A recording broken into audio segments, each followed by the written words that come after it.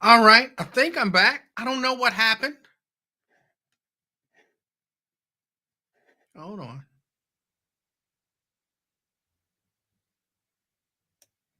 Okay. There, and there. All right, I'm back. It looked like I'm back. I don't know exactly what happened. Sorry. Sorry, I don't know what happened. Fame did some stuff and messed some stuff up. No, Fame didn't really do nothing bad. But I'm back. Again, y'all please forgive me. I need to get my I need a new computer, and I haven't bought one yet, and so it keeps going out. Uh, to wrap up what Fame was saying, he was saying y'all women, older women, y'all ain't helping these young girls out. And something about him, he was in his drawers on Instagram. He walking around, he was on Instagram, and he didn't have nothing on but his drawers. And people was watching him walk around. And he might have Instagram confused with OnlyFans.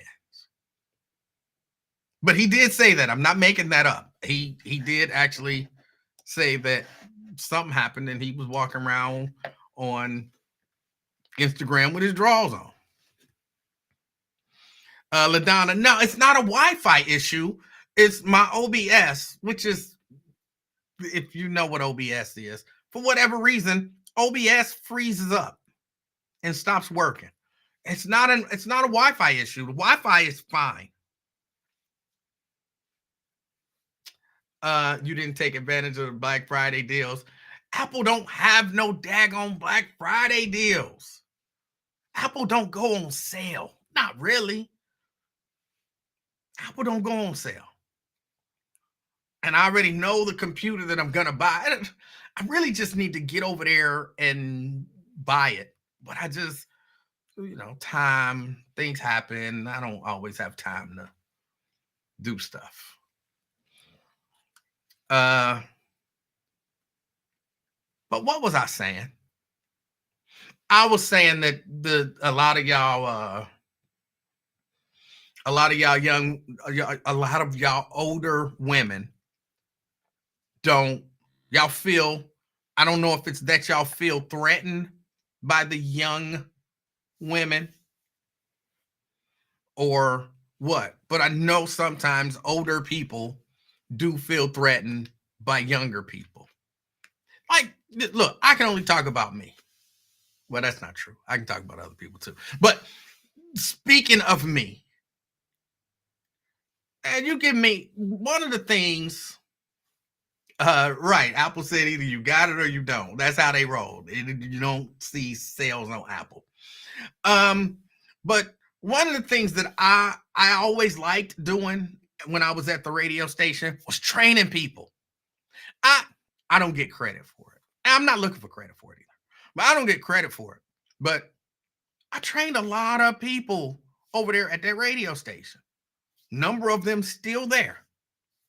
And a number of them have moved on and they're doing big things in other cities. And like, one of this is not really a story, but we used to have an intern program at the radio station.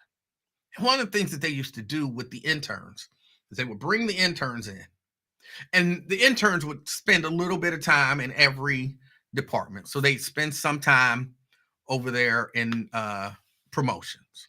They'd spend some time, maybe with some salespeople. They'd spend some time, at each radio station. Everybody, they all wanted to go to the Wiz. That was their goal.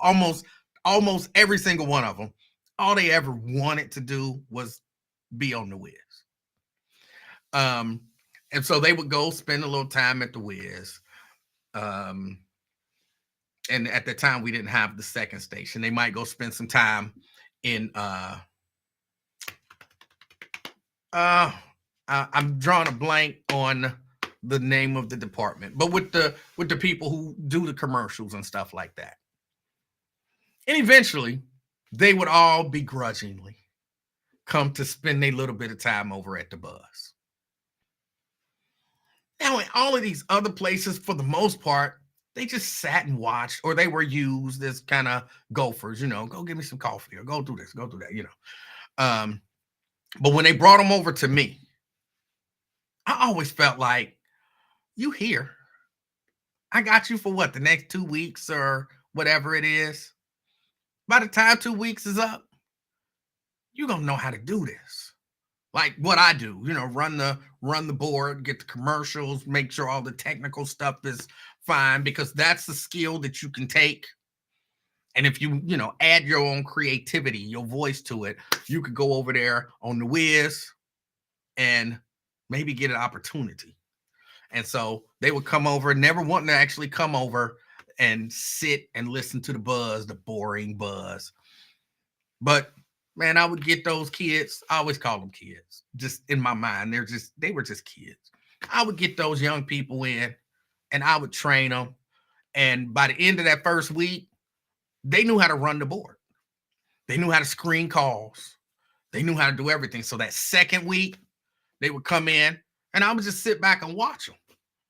Kind of, give them tips on this and give them tips on that and all of that kind of stuff. I just bam, bam, bam, bam, bam. By the time they leave their 2 weeks with me, the ones who really wanted to, who showed some initiative, they would be able to fill in. Even if they didn't get an on-air spotlight, they get to talk. When they do syndicated shows and stuff like that, sometimes they need people there to run the board. When you finish with Emmanuel, you got the skills to go run the board.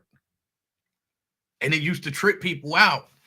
And I don't understand people who don't have that in them. I don't understand people who feel like they have to protect their spot. My feeling on it was always, if you get so good that they replace me with you, good for you. Good for you. I'll move on and find something else to do. But everybody don't feel that way. And it drives me crazy to see people not do that. I just leave it at that. To see people not do that, to see people so resistant, like almost have animosity, and sometimes have blatant animosity towards people who just trying to learn and they trying to come up. It's always vexed me when I see it. And then I hear people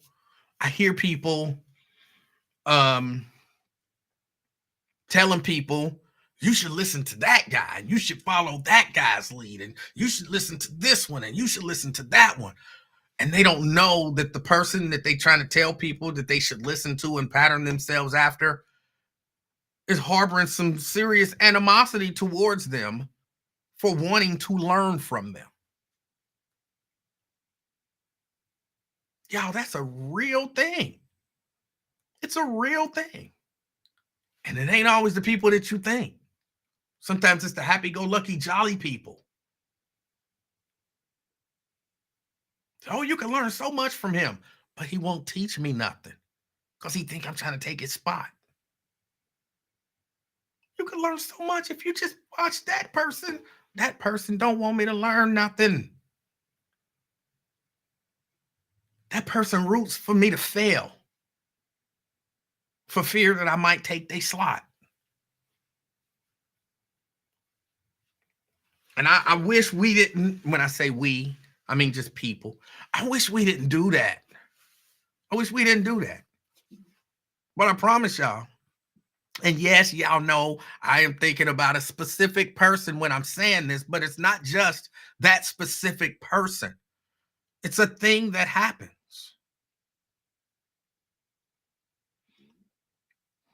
And I'm not just talking, look, I could rattle off names of people. And if they were honest, not that they're not, if they were honest and they were listening,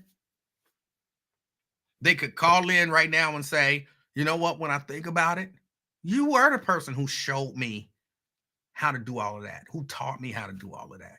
When I left that radio station, I'm tooting my horn just a little bit. When I left that radio station, I was in a position to help people. And that's what I did. So much so, I probably shouldn't even be sharing this stuff. You know, there was a time when we in the radio business, we we used Nielsen ratings. Not Nielsen, Arbitron, which was purchased by Nielsen, so it's still Nielsen, but we used Arbitron. And I had access to all of the Arbitron ratings. And I learned it's not as easy as it sounds. I learned how to break the ratings down. There's so much information. I don't know what it looked like now, but there was so much information in those ratings that you could use if you knew how to help your show. And there was a person who wasn't very helpful on a different radio station. He wasn't very helpful to his staff.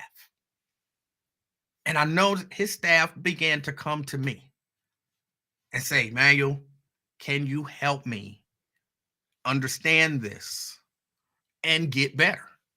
And at first I was like, I never did what you do. You know what I'm saying? Y'all do music radio, you know. I don't do all of that. That's my imitation of a music DJ. Like, I don't do all of that. But what I can do, I'm willing to help you with. And I would sit down with those people and we would just dive into their numbers. Like, what are you doing at this time of day? Because right here, your numbers is you killing it. But then here, you fall off so much. What are you doing here? And then what are you transitioning to here? Because whatever you transition into, people ain't feeling it. What you're doing here, people love it. What you're doing here, when you say, all right, now we're going to do this, think wrestling report. All right, we're about to do the wrestling report. People turning away.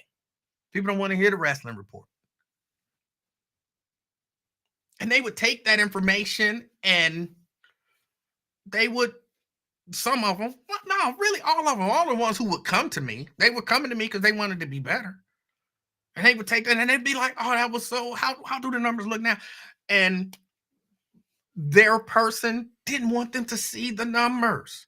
How do you not want people to see how they doing? If there's a metric that you use to measure my success, why do you not want me to see how well or how bad I'm doing? So they would come to me and I would give them all the information. And then they would go and they would make changes. And then they would come to me the next month and be like, how did I do? And I'd be like, this is better. This is better. What did you do here? Because now this stuff fell off and blah, blah, blah. And as their numbers got better, you know, they took my access for Arbitron away. When people start telling them, when they start saying, this is like, look, y'all, I'm not making this up, I'm not exaggerating, none of that kind of stuff. But when they start going to their person and saying, you know, and they say, oh, your numbers is better. You know, what do you do? And they be like, Emmanuel, me and Emmanuel went down and we sat down and we went over the numbers. You did what? Why is he sitting down going over numbers with you? Well, you won't go over numbers with him. So that's why when I was asked, like, why are you sitting down with my staff going over their numbers? Like, no, they just came to me and said, what do my numbers look like? And what do you think I can do to be better? If you asked me the same thing, I would tell you. Next thing I know, I don't have no access to the numbers. Like, it was just crazy. There are people who are against helping people. It happens all over the place. It happens all over the place. But no, I never been that person. And like I said, if they knew I was talking about this, and they would call in. When I think about it, man, you helped me a lot. When I think about it, man, you were the one who showed me how. When I think I didn't, nobody would teach me anything until you, because that's what I do, and I do it not just in that environment.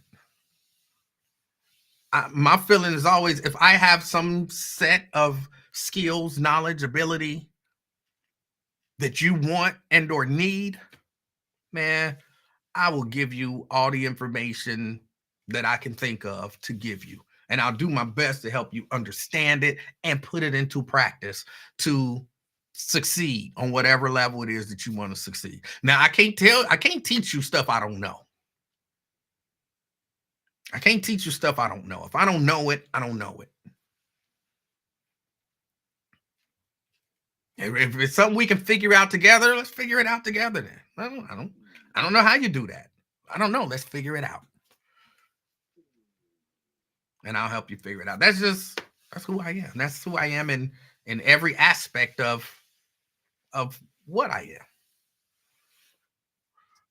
Brent says I check the stats like Inez, like Inez, huh? And when the wrestling report is on, the afternoon experiment viewership increases by 3.7%. Thank you, sir. Thank you. Oh.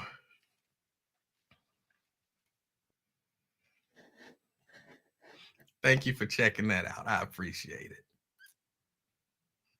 But yeah, no, man, I did. I always wanted to help people. Again, there are people who refuse to do it, who get mad about it. And yeah, I'm thinking about a specific person.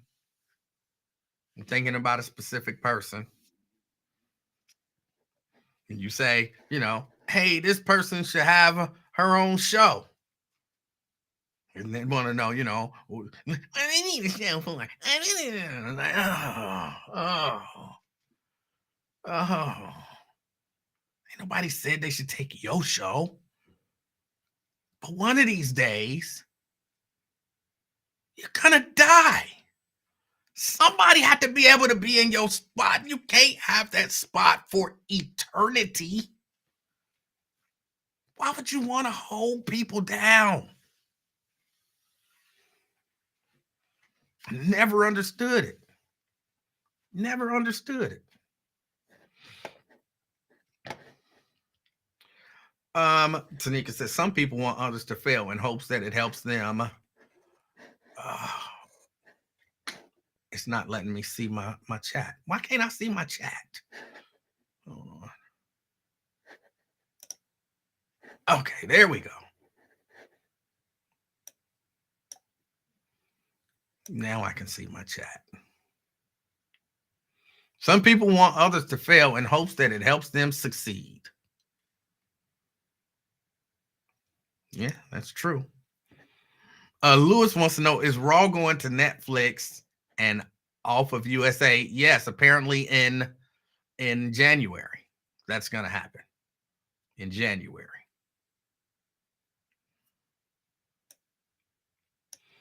Nate says, I'm here now. Who y'all been slandering? We slandered Joe Biden a little bit earlier. And now I'm slandering women in particular, but people in general who don't want to help the younger generation, who they don't offer them advice and all of that kind of stuff. And a lot of times it's because they feel more threatened by these people. The buzz needs more shows. Let's see, here becomes the difficulty in that. And I don't mind talking about this stuff with the limited knowledge that I have. But the difficulty becomes talk is expensive. To do a talk show is expensive because you have to have a number to, especially a successful, kind of meaningful talk show. You have to have a number of things in place.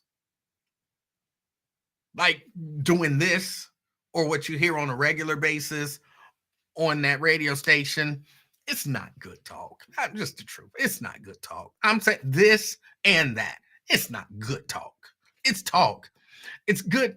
It can be good entertainment, but it's not good talk.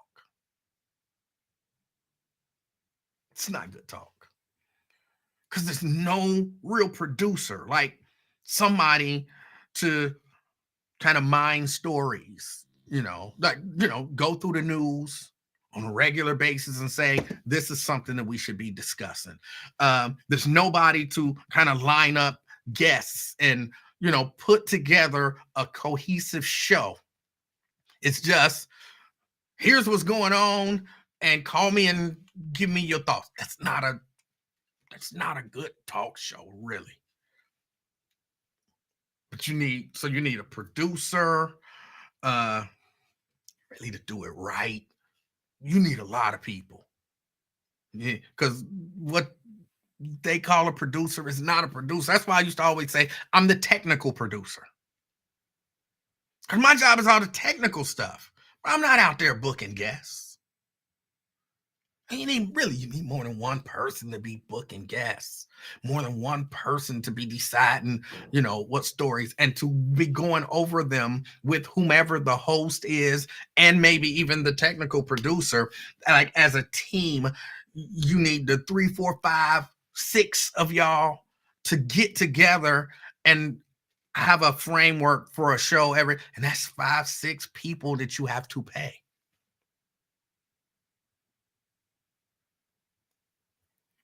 So it becomes expensive. And my personal feeling, my personal feeling is that Radio One has kind of given up on the buzz. The buzz is what it is, which is to a large degree the one particular main host. And that's that.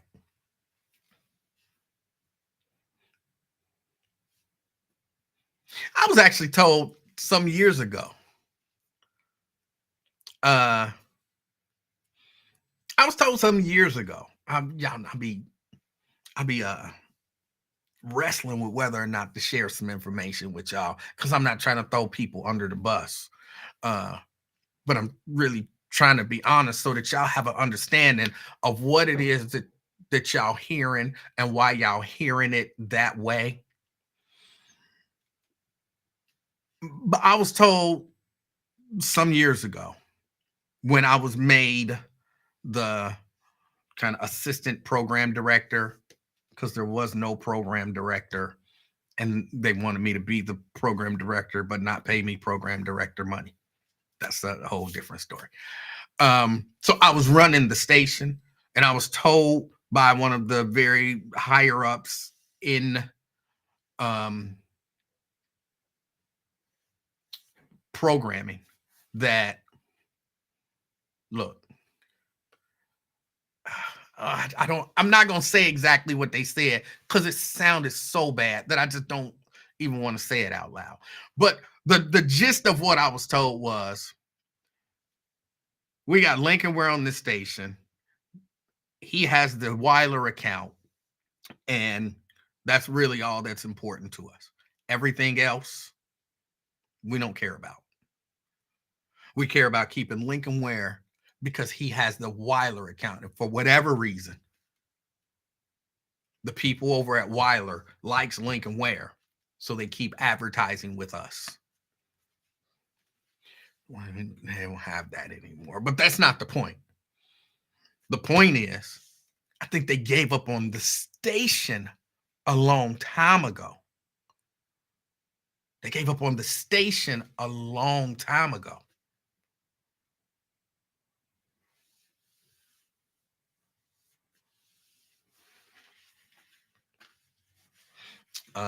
Nat says Lincoln with the relationships. Yeah, yeah.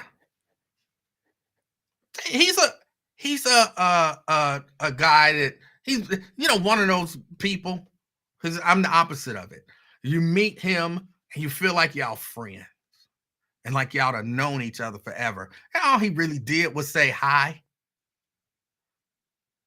But it was something about him that you feel like I just met a friend. And that goes a long way. Again, I'm the exact opposite of that. You know what I'm saying? You meet me like hi, like he was standoffish. Like the one guy who's still mad at me from 20 years ago because apparently I was at a remote and I didn't say hi or something like that. You meet me and I say hi, and it's like, oh, he was standoffish, whatever. You know, I'm the opposite of Lincoln.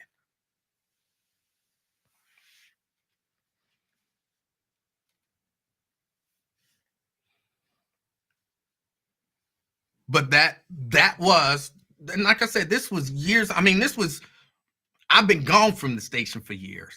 And so this was years before I was gone from the station when I was told this. So yeah, I think they done gave up on the station. And I don't know what they'll do when the time comes.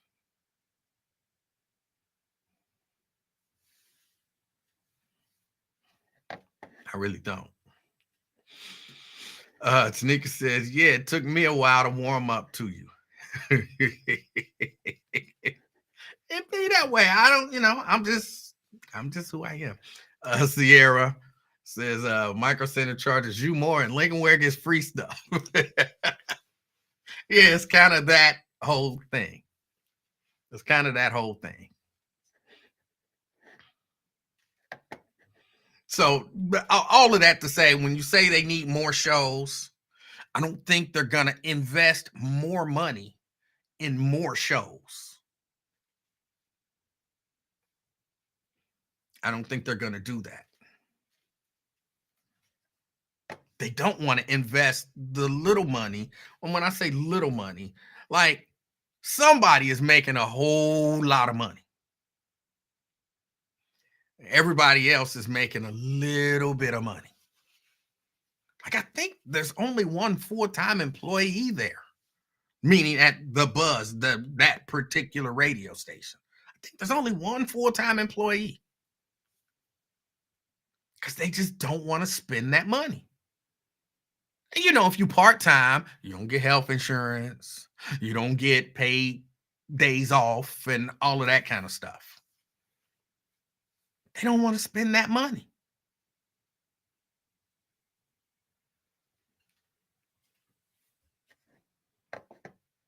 So, I mean, that's why you end up with, what you have. And it's more a matter of what's the return on the investment. And some of that is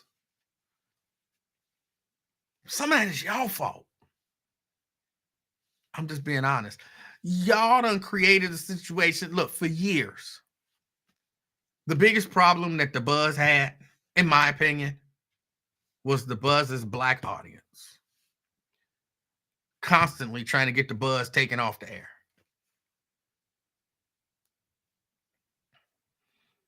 And you think about this, you are a corporation, and this is what you do.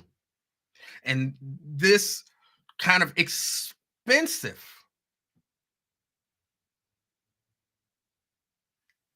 hold on, Edward said, never understood a show not depending on ratings.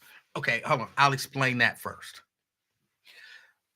The reason that they don't depend on ratings is because they don't subscribe to the ratings.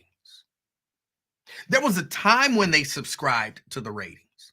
All ratings really do is to I'm super oversimplifying this. But what ratings do is ratings say to advertisers, they got people listening, and this is how many. At this time, they got this many people listening. At this time, they got this many people listening. And so then you can say, based on how many people we got listening, we're going to charge you this much money for a commercial. That's really the gist of what ratings are. So if I can say, and I'm going to just use simple numbers, I got 1,000 people listening. I can go to Johnny's pawn shop and say, you want to buy some advertising from me? I got 1,000 potential customers for you. And then Johnny can say, yeah, but they got 5,000. And I can say, okay, they're going to charge you $100 for a spot. I'm going to only charge you $20 for a spot. And then I hope Johnny like, well, okay, I'll spend $20 to get access to your 1,000 people. That's all rate. That's really what ratings are for. Now, when you no longer subscribe to the ratings, they don't rate you. So now I got to go to Johnny and say, Johnny, I got a station and I got people who listen. You just kind of got to take my word for it that there are people who listen. And I want to charge you $20 to get access to those people. And Johnny, like, how do I know people listening? And best I can do is say, look at the response of the people.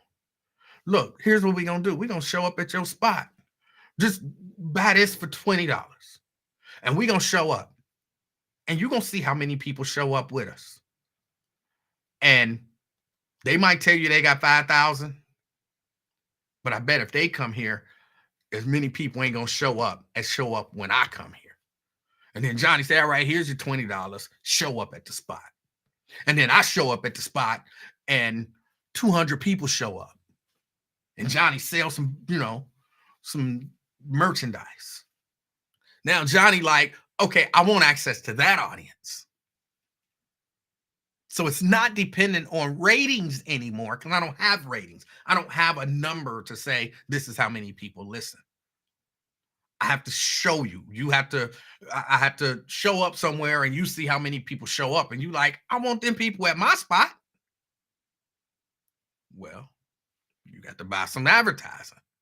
So that's how your show is not dependent upon ratings.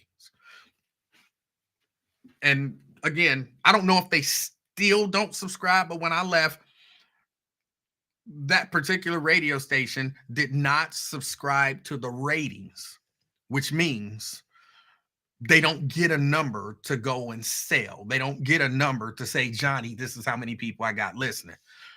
That's all that means. So when people, oh, you're just doing it for ratings. I don't get ratings. I don't subscribe to the ratings. They don't tell me how many people are listening. So everybody can shut it off. Don't make a difference because I don't have any numbers to show good or bad. So I don't do anything for ratings. I used to say that when I was there, when I was doing my show. Because by the time I started doing my show, well, that's not true. I did my talk show for a little while and got ratings. But by the time I really kind of got my groove, they had unsubscribed to the ratings. So you for ratings, I don't care about ratings because I don't get ratings. But let me go back to how I think it's y'all fault that Radio One don't really care about the buzz.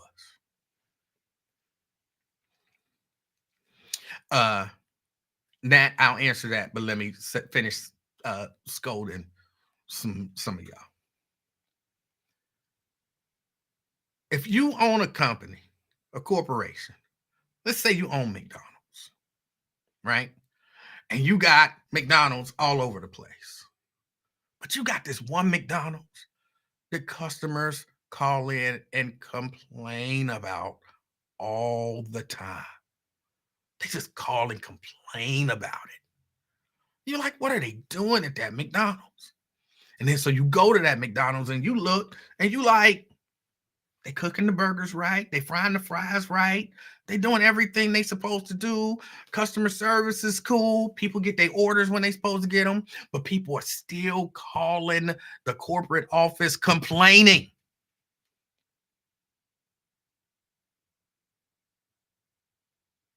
You might be like, you know what? This is more trouble than it's worth.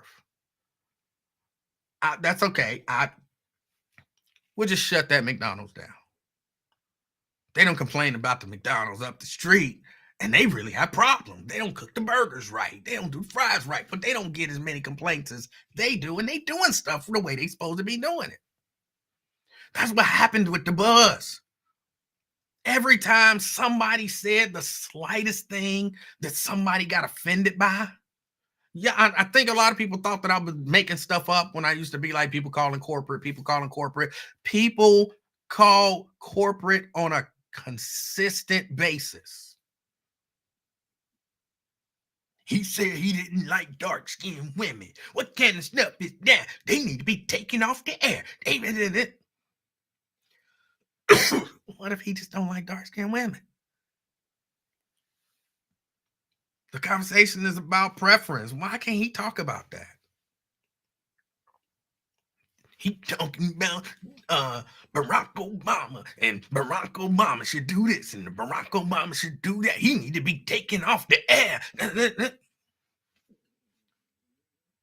Every little thing that was said that somebody disagreed with, instead of just disagreeing, people wanted it shut down, shut it down, get him off the air, shut it down. Now, Cunningham, he can tell you he gonna spank your big black ass. He literally said that to someone. Actually, I don't think it was Cunningham who said it. It was another group of guys on that radio station who told a particular caller, I will bend you over and spank your big black ass. That is as verbatim as I can remember it. I remember bend you over, spank big black ass.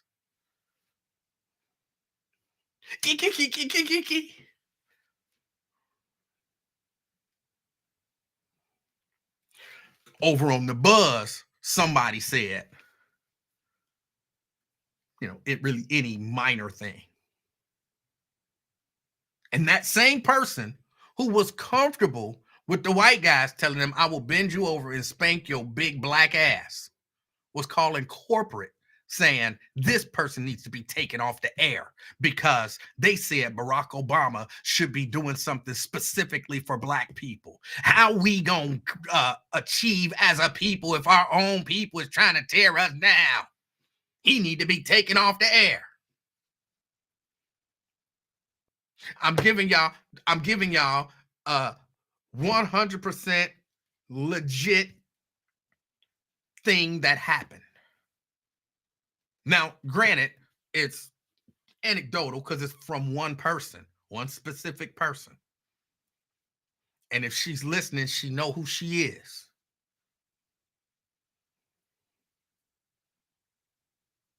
But it's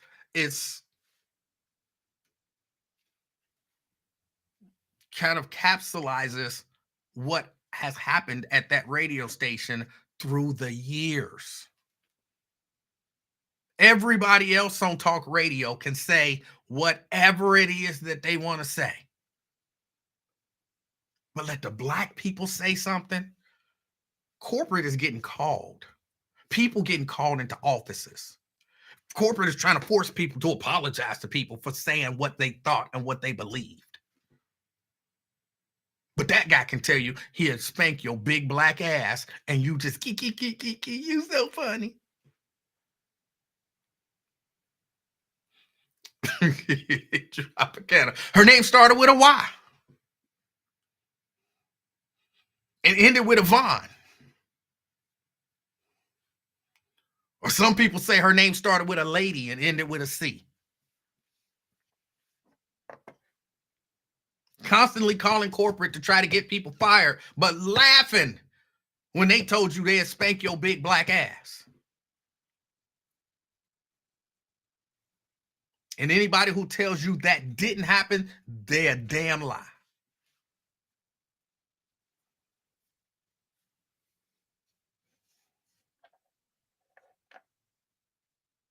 And then, well, why would they give up on the buzz? Who wants to deal with every time you say something, it's drama, somebody calling corporate? Just forget it. Just forget it.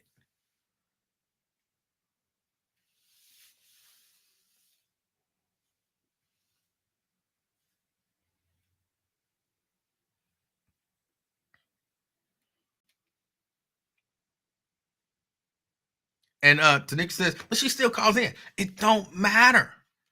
That it's because it's not even real. It's just a way to lash out. And so instead of just, how like I listen to 700 and Cunningham say stuff and I'll be like, man, this dude crazy. That's some racist stuff. That's some racist stuff. And either keep listening and keep getting mad or turn the station. People didn't do that with the buzz. People didn't listen and say, oh, that's crazy. Oh, that's crazy. Oh, let me see what else he gonna say. No, it was, oh, that's crazy. Let me call corporate and complain. I don't know why there was a difference, but there was a difference.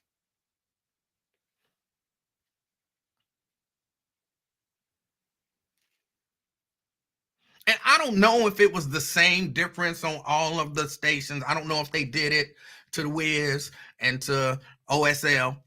I don't know if they did it to all of the stations, but I know they did it to the Buzz because I got called in a lot of meetings about stuff. And I'd be like, they complained about that? That? Like, I was going easy. Why did they complain about that?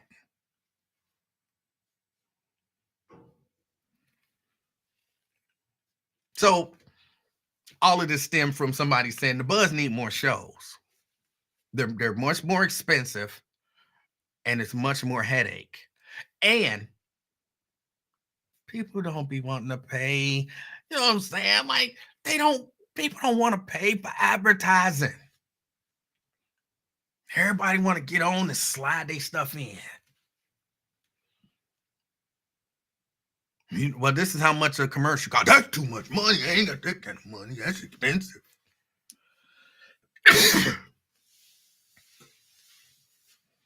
And it might be expensive, but go try to advertise somewhere else. But you want your product out there. You want people to know you exist.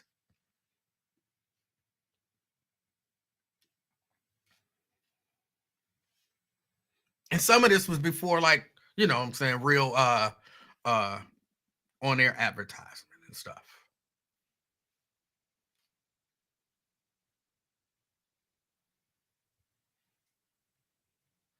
Tier says, see here, I was thinking I wanted a little show. No, because if you buy a show, there's benefit to it. That becomes advertising. That becomes advertising. You buy a little show, as you call it. You buy a little show, and you know what I'm saying, you increase your presence. People know you exist. And you know, whatever it is that you're trying to accomplish or achieve, you know, you're working towards that. And you're not necessarily governed by Radio One. Like when they start calling corporate, they'll be like, well, that's a different show. Like that's not our people. They buy that show. That's a commercial. So if you got a problem with what they said, call them. But you an employee, and you said something that Miss Verna didn't agree with. Miss Verna is on the call on the phone calling corporate to tell on your ass to get you fired. Because Miss Verna don't play that with her black radio, not a white radio. Ain't nobody calling iHeart to complain about what Cunningham said. And if they did, because this was always my beef with Radio One, if I call iHeart to complain about something Cunningham said, they like, okay, Ann. Yeah, but he said, and they like, you don't agree with him? No, I don't agree with him. That's racist.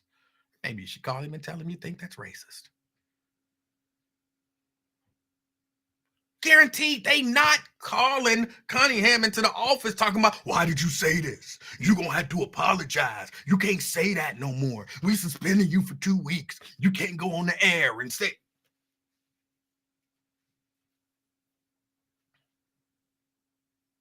That's not happening. They got the freedom to be creative and say what they want to say. And sometimes it work. Sometimes it don't. But they got the freedom, the creative freedom to do it.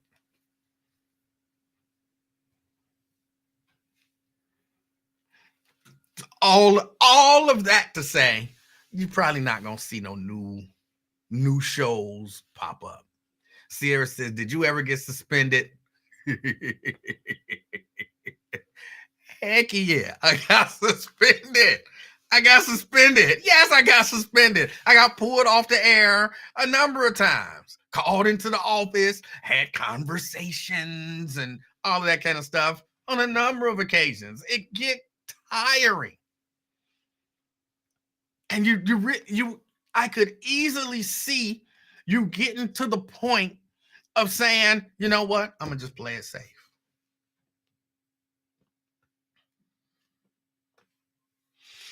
Trop says, hey Trop, how you doing? I know I said I was gonna call you. I keep meaning to call you. I'm gonna call you one of these days.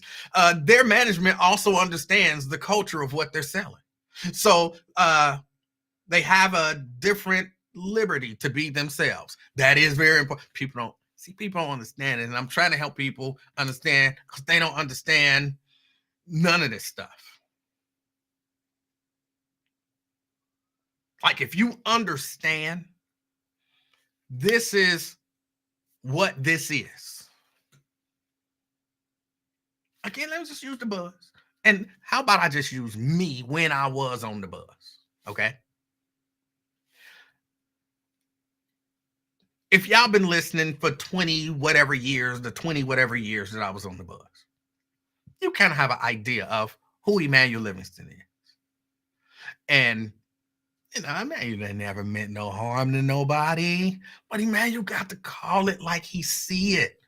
And that is those few people who appreciate the voice that Emmanuel Livingston has, they appreciate that. But now if you got somebody, number one, you got somebody selling it who don't understand who Emmanuel is.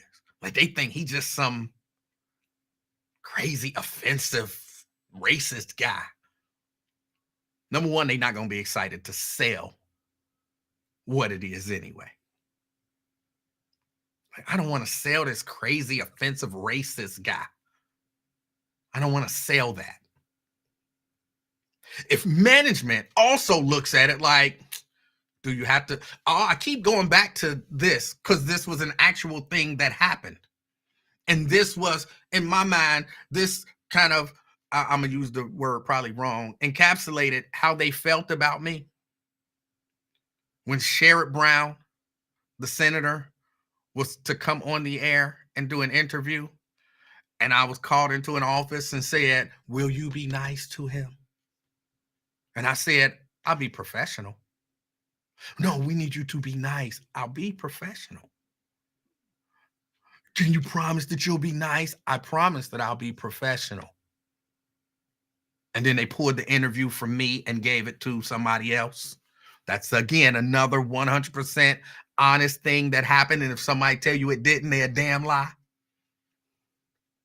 So if your management is looking at you and you got an interview scheduled with a senator and your management is saying, oh, I don't trust this guy to do this interview, that means they've been listening to you, or maybe not listening to you, but whatever their perception is of you, it's not positive. So then when you call and complain to that manager who already thinks this guy is not positive, anything negative you say, they believe it. He probably did say that, yeah. And he probably meant it just like that. I'm not saying that that's what they said to people, but that's what they think and feel about you, which then puts me in a position where now what? I have to be overly nice. Let me show my teeth. Let me smile and grin. Shuck and jive, buck dance a little, What do you want? What do you want me to be? But if your management don't believe in you, how can I be free to be me when y'all don't believe in who I am? The salespeople don't believe in who I am, so they won't sell it. And even when people call in and specifically say, I want to buy some time on that show. This is another thing that happened, and anybody who tell you it didn't, they're a damn lie. I want to buy some time on that show. And the salesperson says, no, you really want to buy some time on this show. Trust me, this show is going to be better for you.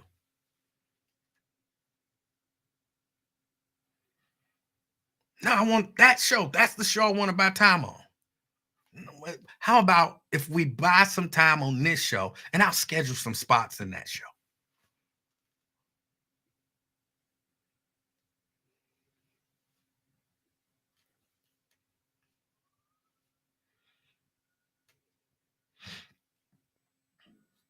That's just the truth. And look, I'll take the blame of being me because I'm sure I could work my personality maybe a little more and a little better and be more, kiki grin and all of that kind of stuff and go play pickleball with white ladies and all of that kind of stuff. I imagine I could do that, but that's not me. And it's not what I was going to do. So I'm not even complaining. Like, I'm just trying to explain to y'all that some of this stuff happens. There's a lot of stuff that go on behind the scenes.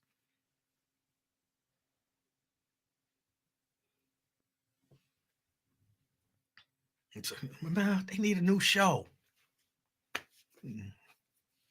Not gonna happen. A lot of stuff happened to get to the company to the point where I believe, and I'm just saying this is what I believe. I'm not there. I don't have anything to prove that they've given up on that station. I don't have anything to prove that. But they gave up on that station years ago. Years ago. And like I said, then you mix that with somebody who's so protective of their position. They don't want to teach nobody nothing. They don't want to mentor nobody. They don't want to bring nobody along. Everybody that, come in the door is competition, if they're in their realm. It's competition. I know you want my job. No, don't nobody want your job. But you can help a nigga figure some shit out. I'm not a threat to you.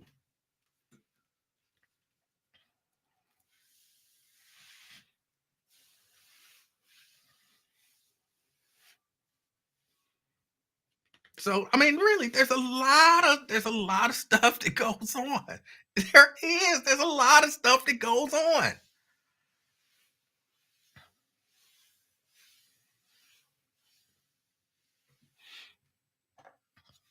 So yeah, you probably won't.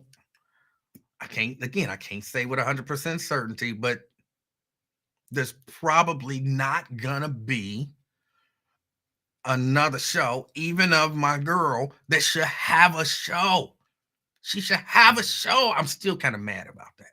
She should have a show.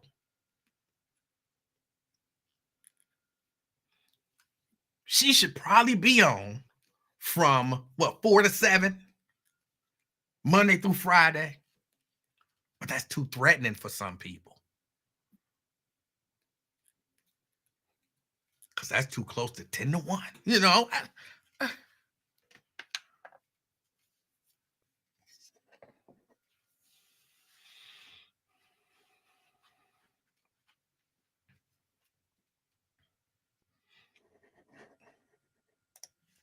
Uh, so man, listen, you saying you were the bigger threat, so they really tried to COVID on you, can't even touch the elevator. No, I'm actually saying I was no threat because I didn't want nobody's spot. I didn't want nobody's spot. Listen, I'm gonna tell you, this is me. This is me. This is me, kind of in a nutshell.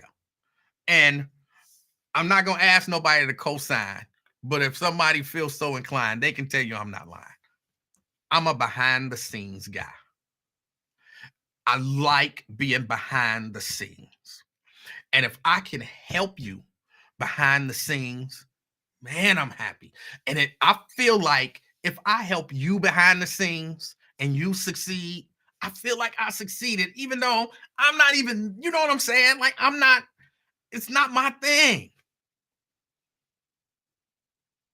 So, like I said earlier, yeah, if you come to me and you say, hey, you got any ideas on this? Yeah, I do. Maybe try this. Maybe try this. Can we go over the numbers? Sure, let's go over the numbers and let's see if we can figure something out. And maybe, you know what I'm saying, your numbers will get better. And then if you come back like, oh, my numbers got better, I'm like, yes. Damn, nigga, you ain't do nothing. You know what I'm saying? Like, you won't get the bonus. You know, what are you so happy about? I'm happy because you succeeding. You're succeeding, and that's the goal. That's why I'm happy. I'm behind the scenes. I don't want to be the guy. I want to be the guy that makes you or that helps you be the guy. I get a rush out of that. I don't know why. It's weird. But I get a rush out of that.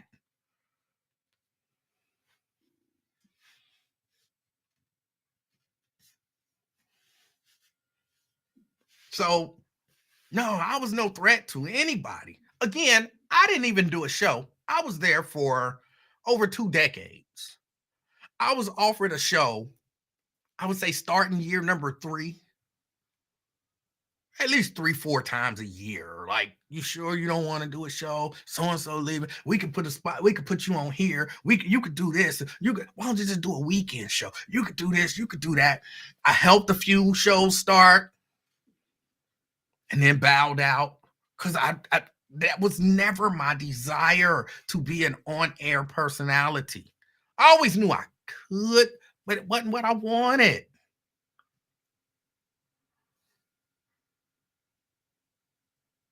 It wasn't what I wanted. I wanted everybody to succeed. I wanted to be a part of the team.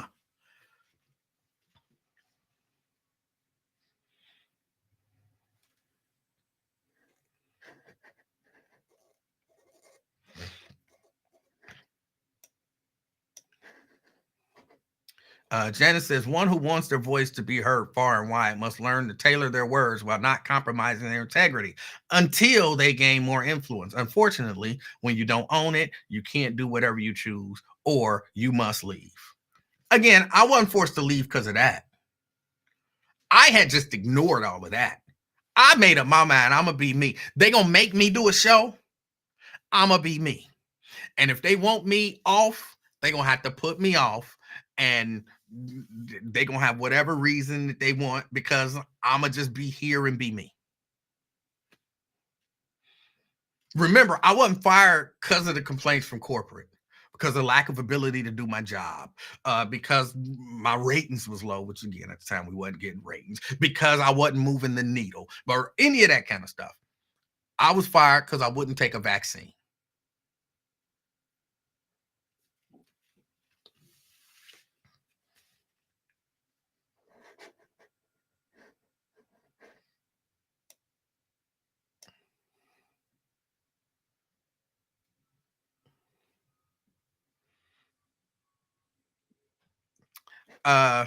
Thank you, Tropicana. I appreciate you.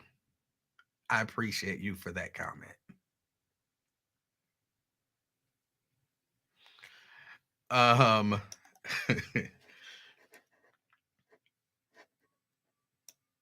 let's see.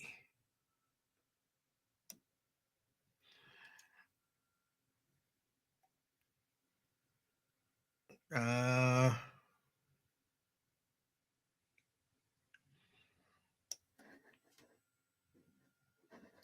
Nat says, I loved how you went back and forth with the ladies. Sister Speak, do a podcast with Raven or Tierra. I enjoyed Sister Speak so much. Hold on, I'm gonna read Tropicana's comments. Number one, because I respect Tropicana greatly, and just because. Emmanuel was definitely the threat. I was not a threat. He was ushering the station into a digital and high functioning professional direction. I was trying. He was also training, teaching, and mentoring young talent. I was trying. He was the last sounding board and manager in the building that took time to develop new and sharpening professional talents. Most times just by showing up and moving in excellence. He was a threat to anyone who didn't want the talent in the building to understand their reach and value. Thank you. I appreciate you saying that. And that was my goal. That was my goal. Again, I just wanted to see everybody win. And she said, and that was across the building, not only on the bus. Thank you so much.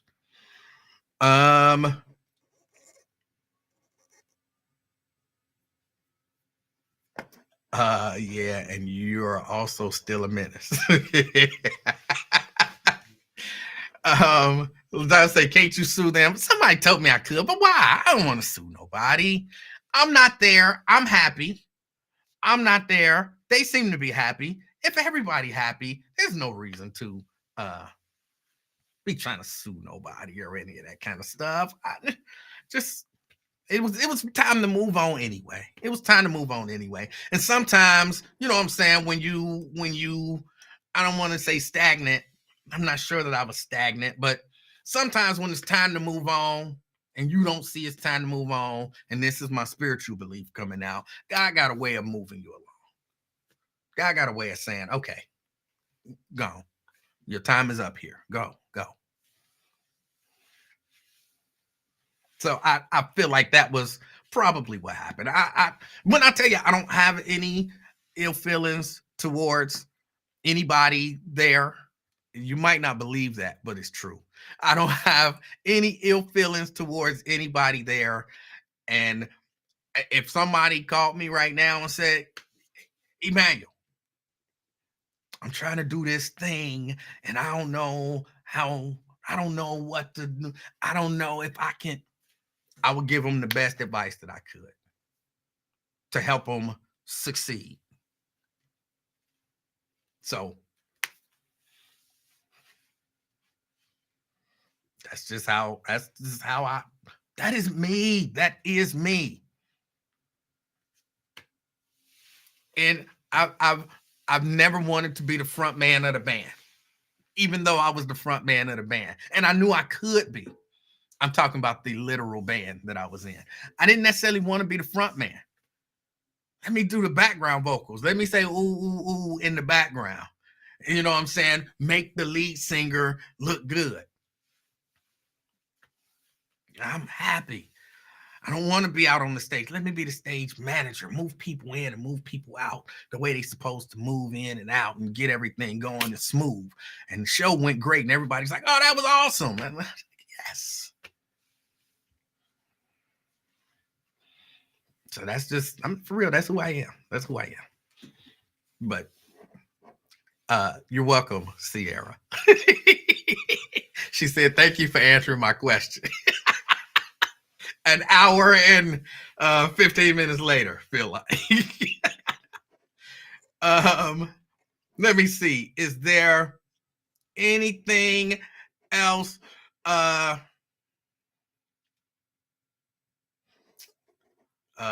you never can't be another front man again of any band. I don't know what that means, twin. I don't know what that means. Tanika says, so why do you want me to teach you runs then? Because I want to sing better. I want to know how to do it. I want to be better. You don't need to be the front man of a band. Sometimes I just want to sit down and sing to Mrs. Livingston. And I want her to be like, ooh.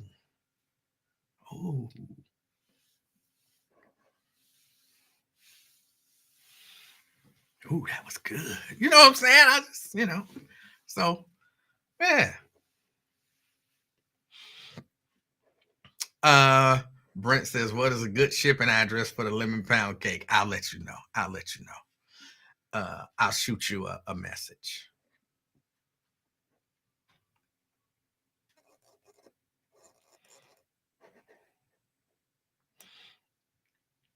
In other words, Emmanuel isn't like Diana Ross pushing the other singers to the back. No. No. Tanika says background vocals don't do runs. Yeah, they do. I'm going to show you some examples. I never really paid attention to that. I'm the guy who pays attention to when I'm listening to a song. I'm listening to the background vocals more than the lead vocals, or just as much as. But I think everybody do that. Yo Underwood says, Emmanuel, unblock Ross. He is not blocked. He is not blocked. Raven, got a celebrity in the house. Raven says, my show is in no way attached to Lincoln's. I need that to be made crystal clear. I won't pretend to know what my future holds after he makes his departure, but my show won't die off the strength of Lincoln retiring. I named my show myself. If need be, I can change it whenever I feel like it. Hope that clears some stuff up for y'all. She should be on from 4 to 7, Monday through Friday.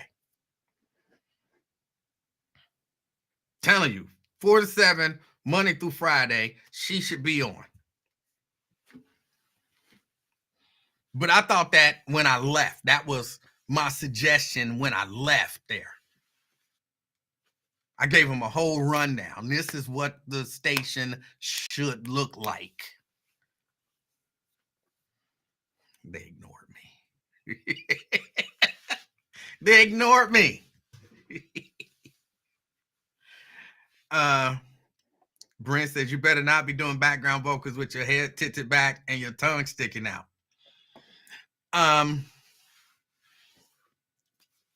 do have that issue, not the tongue sticking out, but I do kind of tilt my head back a little bit when I sing. I was told I shouldn't do that. Nakia says, I don't think they listened. They didn't. They ignored me. They ignored me.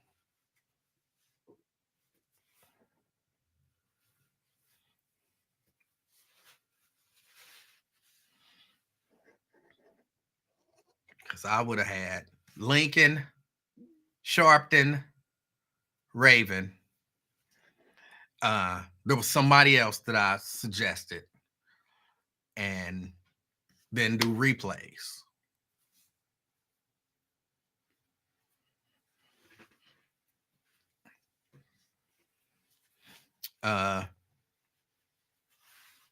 Daryl says, unfortunately, once Lingenware retires, I think the buzz would go away. It would be a terrible travesty if that was the case. I personally don't think he's ever going to retire.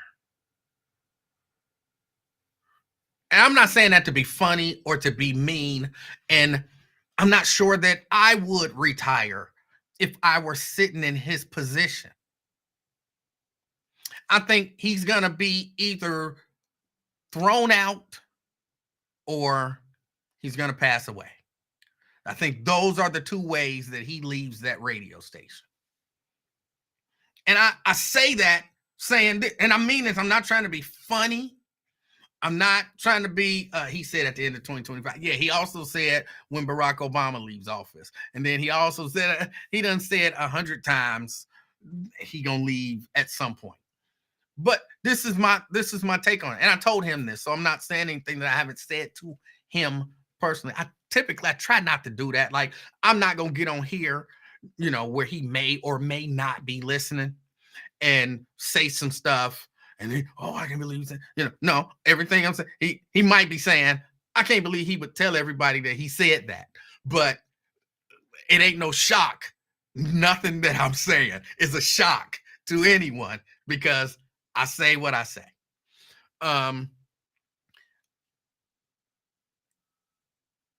You were 83, 84 years old, making well into the 6 figures for 3, maybe 4 hours of work a day, some of which you don't even have to come home. You get all of the benefits. You know what I'm saying? You getting invited to this. LaDonna, I don't think it have anything to do with it keeping him active. I think it's an ego thing, and ain't nothing wrong with it. But my thing was, when you retire, what job you gonna get that you work 3 hours a day, making well into the 6 figures? You got 8-9 weeks of vacation, so you get to do whatever you want to do, go wherever you want to go. If you want to take 2 weeks off, just take 2 weeks off. If you want to, if you want to take the missus to France for 2 weeks, just take the missus to France for 2 weeks. And you're not making 150, 200 sold $220,000 a year saying, "Welcome to Walmart. You want a cart? Welcome to Walmart. Can I see your receipt before you leave?" You're not making that kind of money doing that stuff. And you won't be Lincoln Ware in this sense. Why would the mayor call Lincoln Ware if Lincoln Ware don't have a platform? Why would he be chatting it up with the mayor? The mayor's not going to call him. You're not getting free tickets to this and free tickets to that and free gifts from the Reds and free gifts from the this if you don't have that platform. You're not Lincoln Ware. You're just Lincoln Ware. That's not a shot. That's just the truth of the matter. When you are no longer in the limelight, you're no longer in the limelight, and people don't treat you as if you're in the limelight because a lot of those relationships are transactional.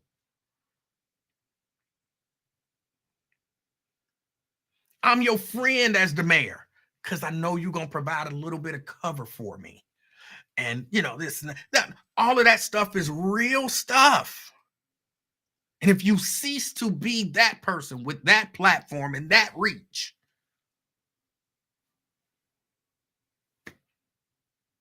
and now you're not making that money, what are you gonna do? You just gonna sit at home and listen to the radio? Because you know you're gonna listen to the radio. And you're gonna want to say whatever it is that you're gonna say. It's not a matter, oh, I don't deal with it anymore. No, that's not gonna be the case. There's no reason for you to retire. You're gonna retire, and what, 2 years later, 3 years later, you're gonna be thinking, oh, how do I get back in? How do I get back in? You're gonna be tired of sitting around the house listening to the missus and rubbing the dog. And you're gonna want to get up and do something, even at 85. You're gonna want to get up and do something. And again, welcome to Walmart. It ain't nothing wrong with that. I'm not hating on welcome to Walmart, but you're not making $220,000 a year saying welcome to Walmart 3 hours a day. And they expect you to be there every day when you scheduled to be there. You can't just take 2 weeks off and do nothing. I wouldn't go nowhere. I wouldn't go nowhere. I would be sitting in that seat until the day that it stop pumping, and just be that radio legend for the rest of my life. There's no part of me that believes in 2025 he going nowhere. He gonna be a radio legend, a Cincinnati radio legend for the rest of his life. And that's not hate, because I respect that. He earned it. You put in 60 years on air? You earned that.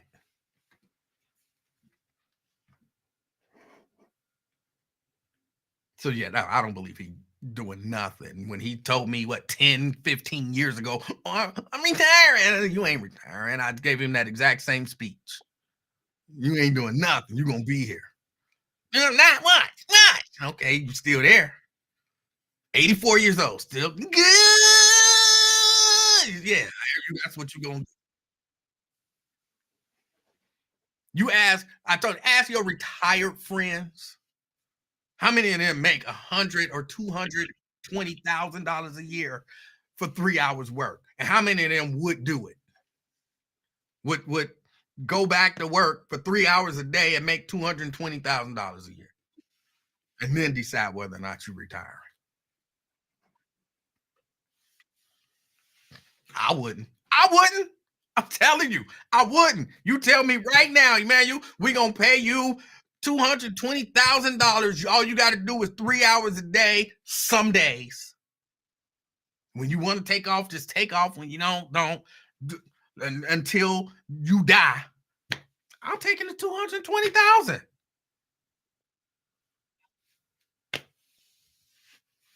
That's an easy one. CK, hey, what's up?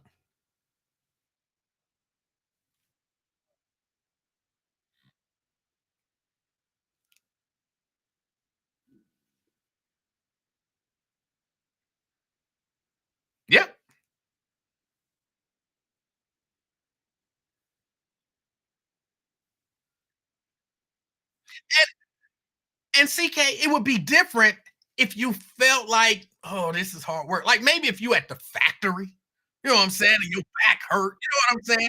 Then you'll be like, okay, I'm not gonna do it. But you go to do something that you would do for free every day.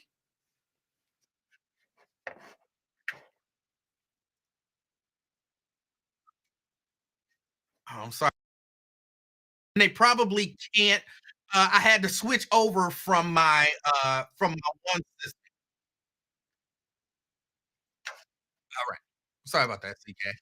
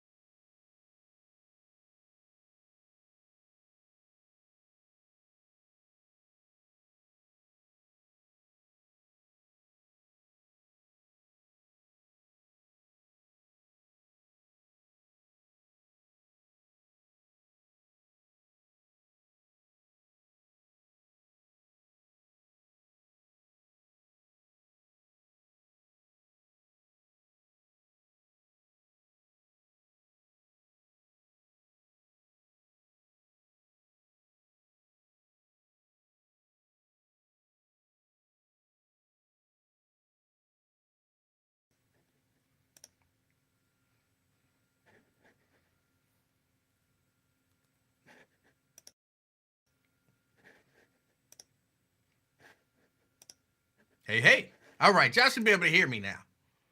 Can y'all hear me now? Can y'all hear me? Give me a thumbs up if y'all can hear me. Oh,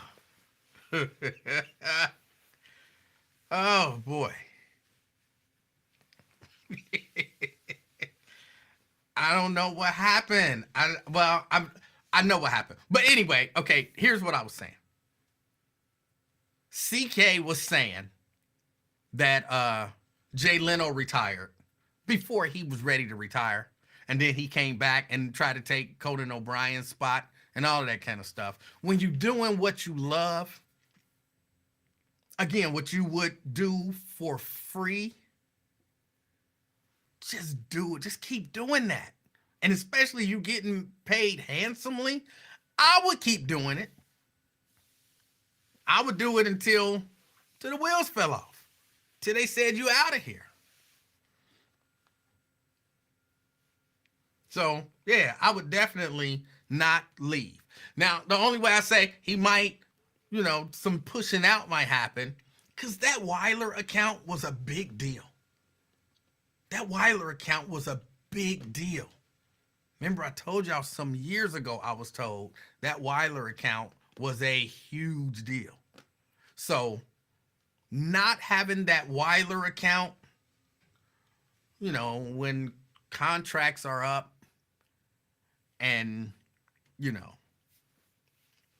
then it might be like, hey, your contract is up and you getting a whole lot of money, so maybe we're going to pay you a whole lot less, or you can, leave.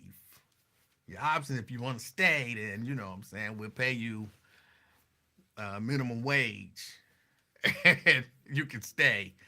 But,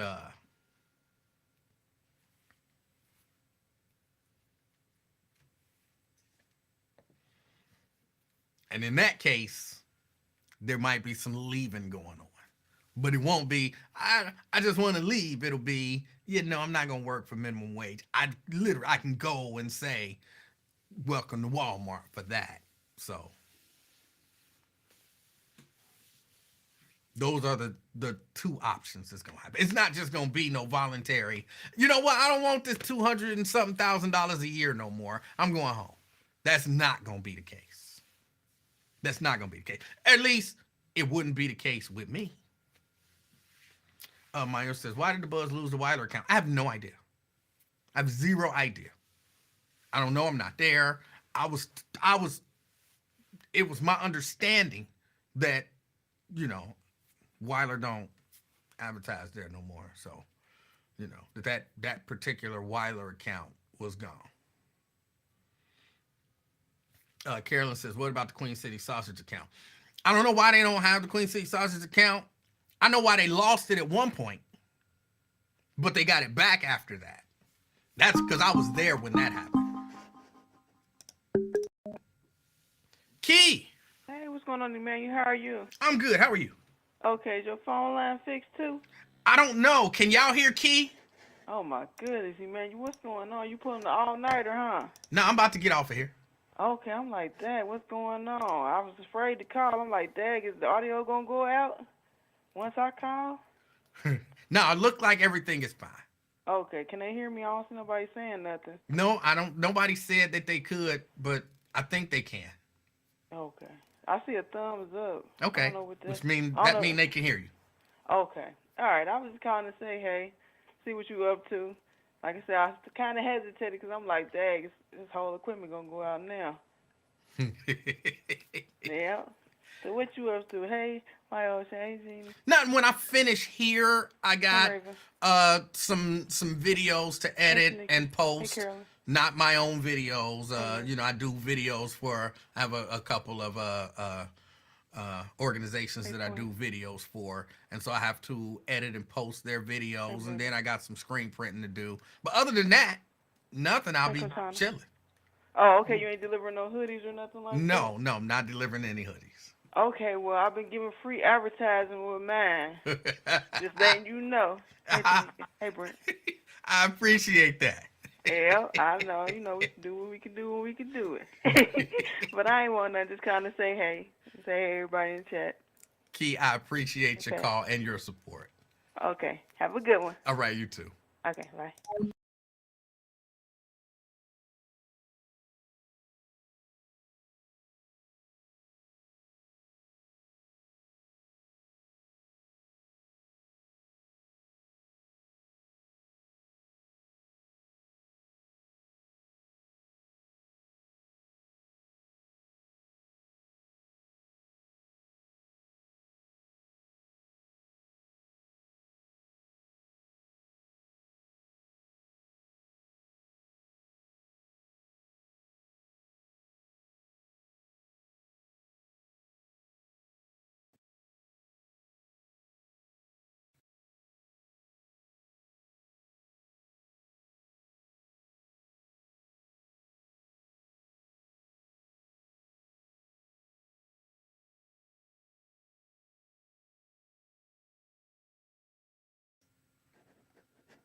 All right, can y'all hear me now? Hey, hey, yeah, y'all should be able to hear me now.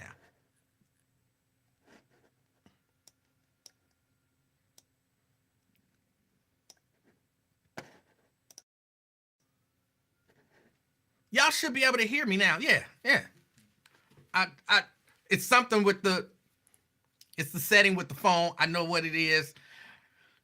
It's, anyway, I know why they lost the Queen City account the first time. And anybody who tell you anything different, they telling a damn lie. Okay. First time the Queen City account was lost. I want to assign blame, but I don't really want to assign blame because a lot of people get the blame for it. You could blame me, even though you be flawed in blaming me. But I'll tell you, the Queen City account was lost the first time because Queen City Sausage got a lot of complaints about me. They got a lot of complaints about me that were not founded on truth. But the reason that it happened, and I know I done told y'all this story.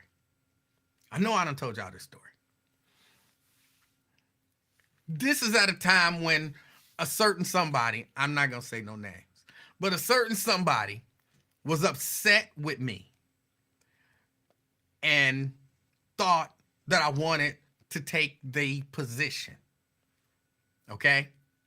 And they made up in their mind that they was going to get me fired. And so they reached out to some of their racist white friends and told their racist white friends and some of their stupid black friends to call the radio station, to flood the radio station with complaints about me, to flood corporate with complaints about me, and to make complaints to advertisers about me. A person working at the radio station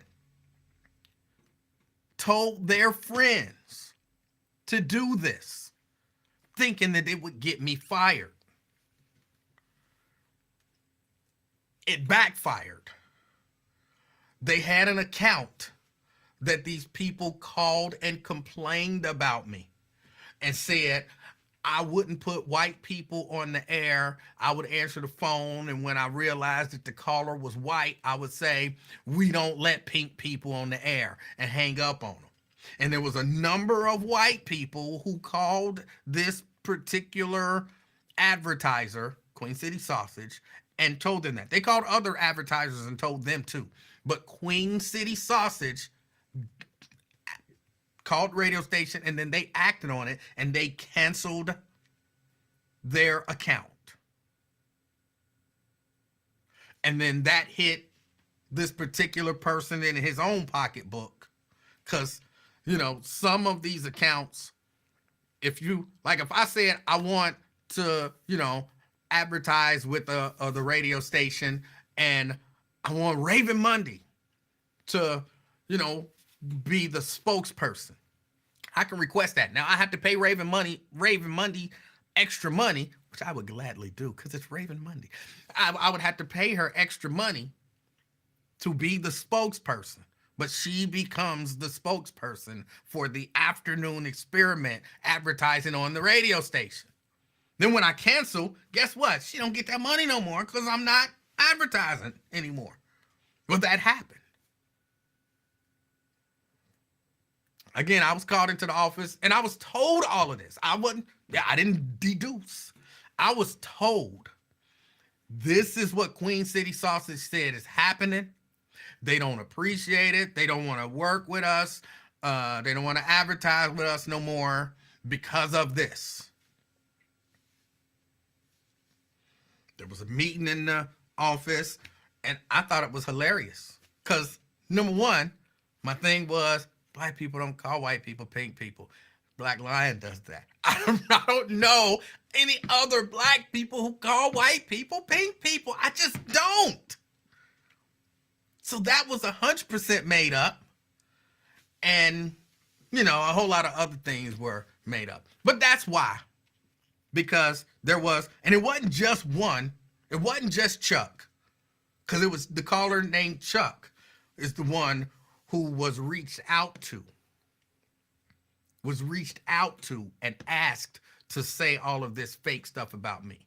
The caller named Chuck and the caller named Donnie. Yeah, Donnie, the coach. The one that always, Donnie. Kofer. I don't mind calling names. I tell the truth. They were reached out to. And those were two of the people who specifically were asked to and given a phone number. This is the number to call to complain about him.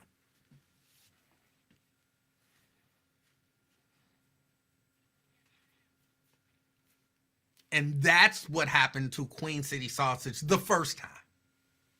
They canceled on the strength of that.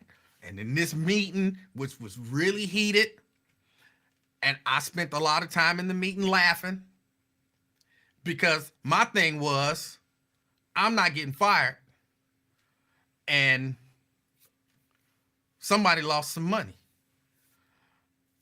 So that's that whole thing where they say, when you dig one ditch, you better dig two, because the ditch you digging might be for you. Yeah. And I was like, you can't just let a mad dog go running and think that you can direct a mad dog. No, it's a mad dog. And if you get in the way, that mad dog gonna get you too. You let a mad dog off the leash, and now the mad dog is attacking your ass. And I thought it was hilarious. I was the only person in that meeting who thought it was funny. I don't understand how they didn't see the humor and irony. But I was laughing like crazy. I thought it was hilarious. And then somebody was basically told, don't call the station anymore. That's why you don't hear from Chuck anymore on the radio station. I mean, they may have unbanned him now, but at that point, they told him, don't call anymore.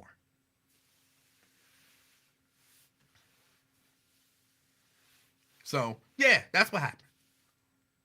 And anybody who tell you anything different is telling a damn lie. I just tell y'all the truth about this stuff.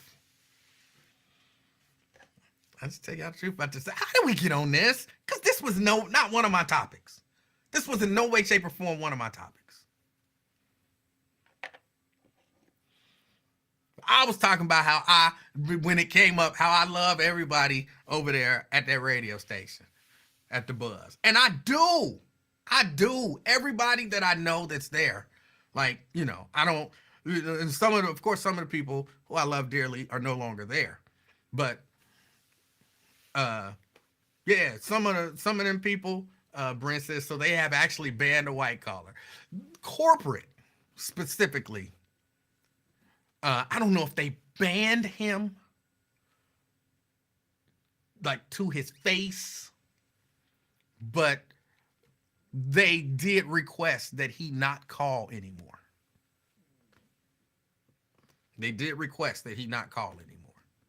And somebody was mad about that too. Until they was told, hey, you know what I'm saying? If you want your money to end up back right, then it is what it is. Okay, as long as my money. All right then. Oh, that was a heck of a time. I love everybody there. I do, my OSHA. Everybody. I just tell the truth. I'm sure they got stories that they could tell about me. I'm not the most easy-going, easy to get along with guy in the world. I can be difficult. I'm sure people got stories about me.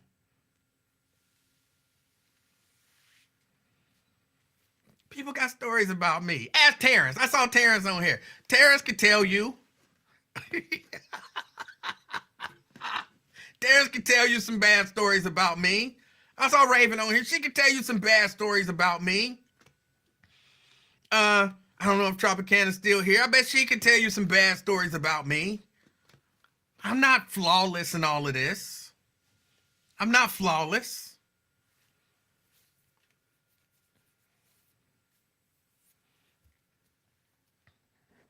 Vernon says, seems like corporate would have more important things to do than ban individual callers from a certain market. That should be a local management decision. You would think so. But again, keep in mind, keep in mind that it wasn't just one person who was. If I said to you, Vernon, I want you to get so and so fired, right? And then you, Vernon, recruited all of your friends, and basically y'all flooded this corporate office with calls. Because it wasn't just one person doing the calling. They had recruited people on their behalf. White people specifically, it was my understanding, on their behalf. But I also told y'all, remember earlier, I told y'all, okay. Remember earlier I told y'all that it was partially y'all fault? Because every time somebody say something, y'all calling corporate complaining.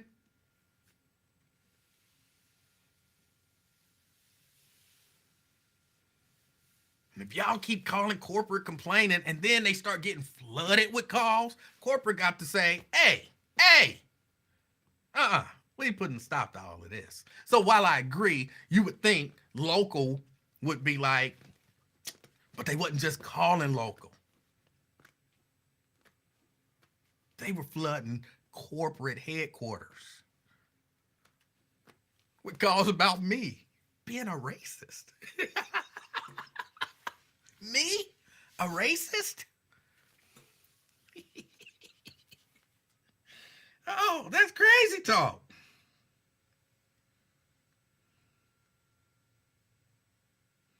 That's crazy talk.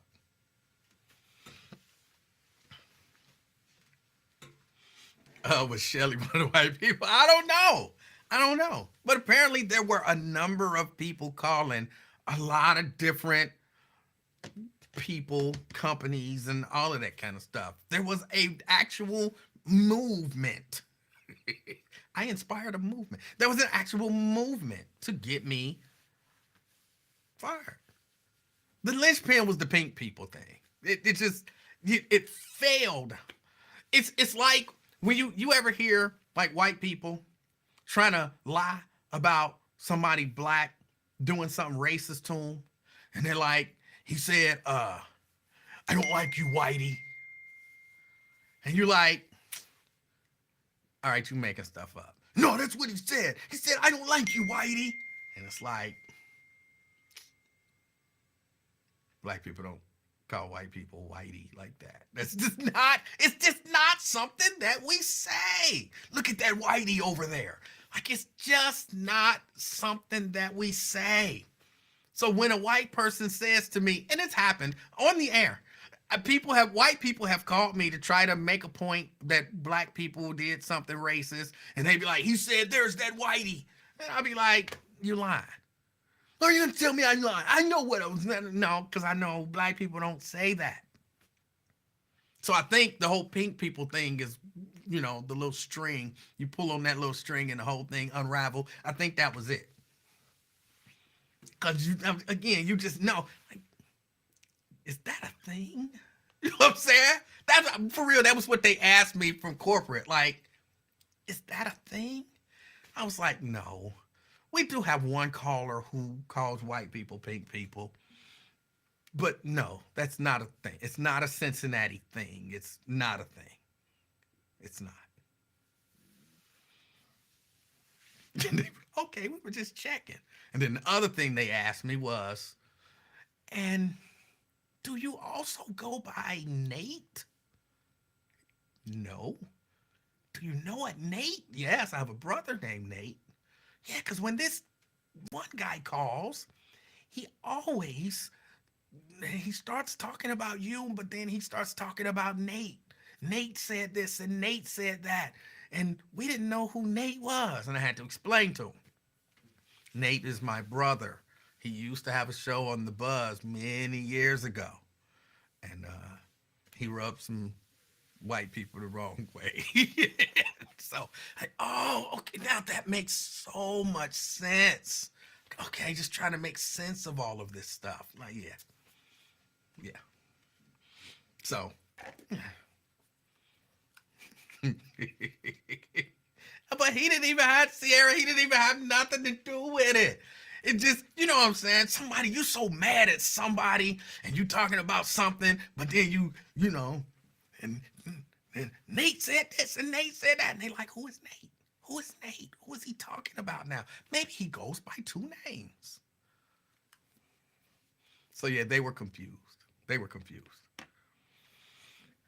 No, I wasn't saying for Terrence to verify anything that I said. I was saying Terrence could tell you some bad stories about me, some stuff that I do, you know, because I spent a lot of time around Terrence. And I'm sure Terrence know them habits that I have that are annoying. You know what I'm saying? He knows them habits that I have that are annoying. And so, yeah, he could probably tell you. I was saying all of that to say I'm not, you know, flawless in all of this stuff. Was it Mitch Galvin who was interrogating me? No, it was a lady from corporate. A lady from corporate. They scheduled an appointment with me and everything. Like, I was at my desk and they called and they was like, "Are you available to talk?" And I was like, "Yeah." And they was like, "Well, we want to schedule an appointment with you." And I think they scheduled like a whole hour. Like, you know, we're gonna call you at this time, and then this person is gonna be on the line, and this person is gonna be on the line, and that person is gonna be on the line. And it was like a whole conference, a corporate conference call. But the person who was doing the talking, and it wasn't what's her name, Sundria? It wasn't Sundria. It was a different corporate lawyer who was talking to. Like, for real, y'all, I talked to a corporate lawyer about this stuff. It wasn't just, it was crazy. The whole thing was crazy. But no, it wasn't Mitch. It wasn't Mitch. I'm trying to think, was Mitch? Mitch might have been the GM at the time. So he would have been in the meeting where I couldn't stop laughing and somebody was upset because their money was looking funny. But no, he wasn't the one interrogating me. Mitch always seemed to be uh somewhat supportive. Like, Mitch was never, you know, like, Emmanuel, you know, you're doing wrong and this and this and that. It wasn't, that was never from with me. Now I don't know what was maybe said behind my back or whatever, but no, he was never anti me, not to me.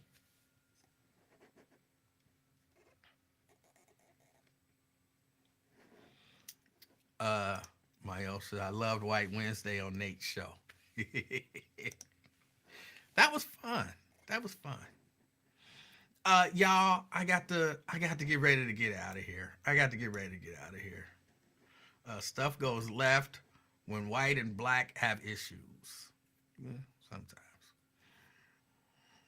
Uh, was John Schlagetter one of the ones who called corporate saying you don't allow pink people on the air because you ripped him to shreds that day on the Bad Boys? I did not. I never ripped John Schlagetter to shreds on air. I never did that on air. I'm pretty sure I didn't. Um, but no, I don't think he was one of the ones calling. I don't think he was one of the ones calling. Tara said, "I've seen you get on Lincoln's nerves quite a few times." Oh, hold on. Were you there when he burst the eye? When he burst the eye vessel or whatever, the blood vessel in his eye? He was so mad, and that wasn't really my fault. Just for the record, that wasn't really my fault. But I don't remember if you were there. I know Brandon, not Brandon. Yeah, Tatum. Tatum was there. Tatum was there. Okay, Terrace was there. Yeah.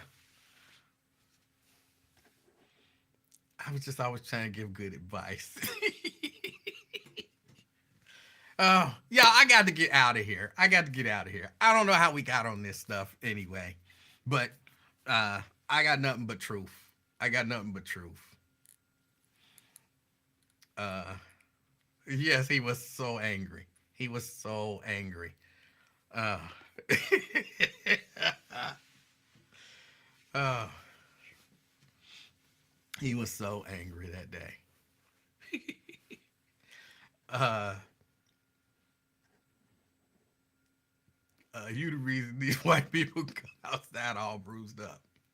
No, not Sister Francis' grandson. Uh, no, his name wasn't Brandon. Sister Francis' grandson. I don't remember his name. I don't remember his name, but I remember him quite clearly, and I liked it. Well, that wasn't. Uh, no, that wasn't him. I can't remember his name, but I liked him. He was a good guy. He was a good guy. But no, I'm talking about Brandon. And I don't know why I'm called Tatum. Tatum wasn't Tatum's first name Brandon? I'm pretty sure that was his first name.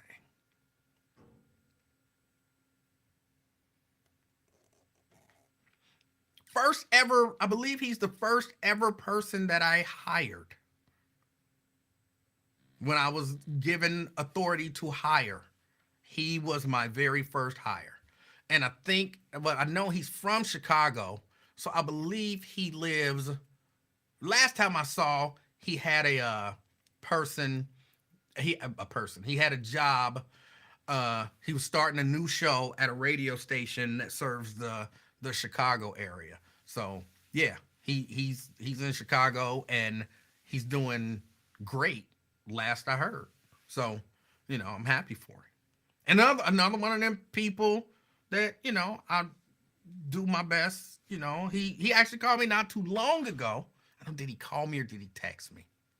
Either way, he could reached out to me and asked me some stuff about live streaming, and I was more than happy to help him.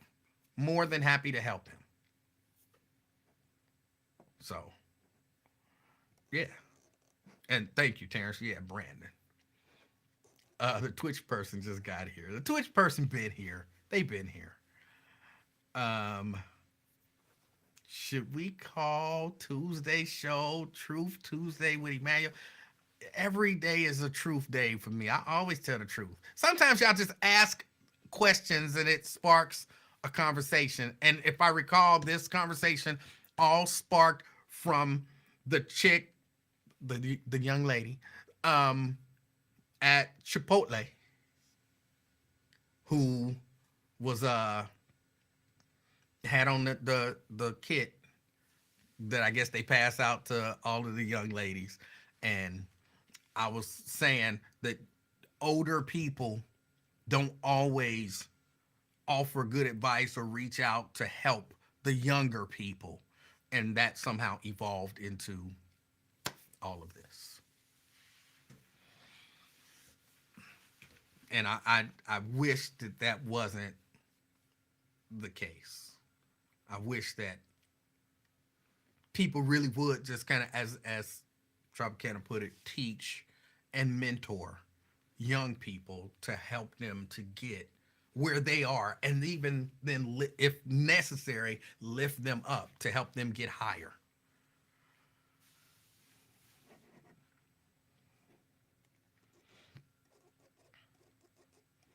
All right, y'all. I got to get out of here. It's like 6:30. Why do y'all do this to me? Why do y'all do this to me? It's like 6:30. I got to get out of here, and y'all keep holding me down. Like, man, holding me down. I appreciate all of y'all hanging out with me. Um, taking some time to listen. Uh, I was saying some of this to say, because I want to end it on a good note, because I feel like some of it sound like I was being negative, but I'm really not. I have no negative feelings towards stuff. Um, but I would just say take it easy on the radio station. They're doing the best that they can with the resources that they have. And when I say that, I'm talking about the people there. And I'm name names because I don't mind naming names. Lincoln, Raven, Terrence, Chad. They are doing the best that they can with the resources that they have. And now, I'm not sure, Terrence might not remember, but we know that they have the ability to offer them more resources. We saw it when Fan was there. Fan was they switched one of the stations from a black music format to a sports talk format. And when they switched the station to a sports talk format, they hired a whole staff. They had their own production people. They had their own call screener. They had their own everything. Like they had all the resources. So it's not like they don't know how to do it. They know how to do it. They just won't give those resources to the buzz to lift the standard there, to do the great things that those people that I mentioned, Terrence, Chad, Raven, Lincoln, they're very, very much capable of doing better. They just don't give them the resources that they need to do better. So, when y'all be like giving them a hard time about this and giving them a hard time about that, to some degree, they're working miracles with the resources that they have.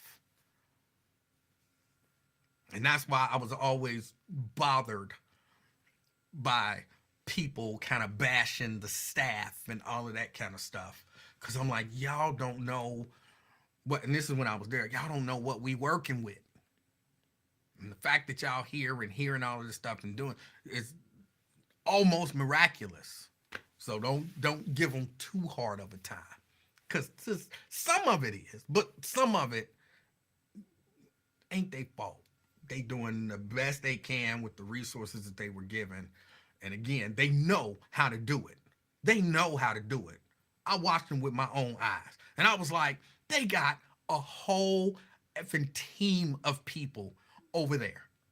They got a whole team. Terrence, you don't know how frustrated and irritated and angry I was when the Fan was there. Because the Fan was doing the same thing we were doing. But they had a whole team. When I'm sitting in the booth and it's me and Lincoln. And I'm doing everything. And Lincoln is doing it. And then I look out the glass at the booth next to me. And it is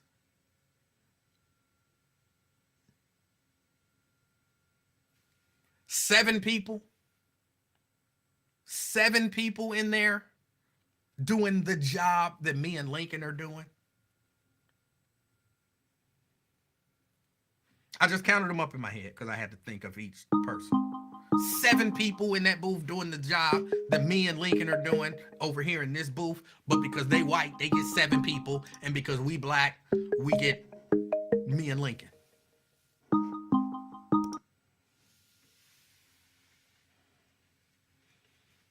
So yeah, cut them a little slack. And Mayosha says, "Wow, that's crazy." Mayosha, trust me, I'm not exaggerating. Blade, I see you, but if I answer the phone, then the audio gonna be gone.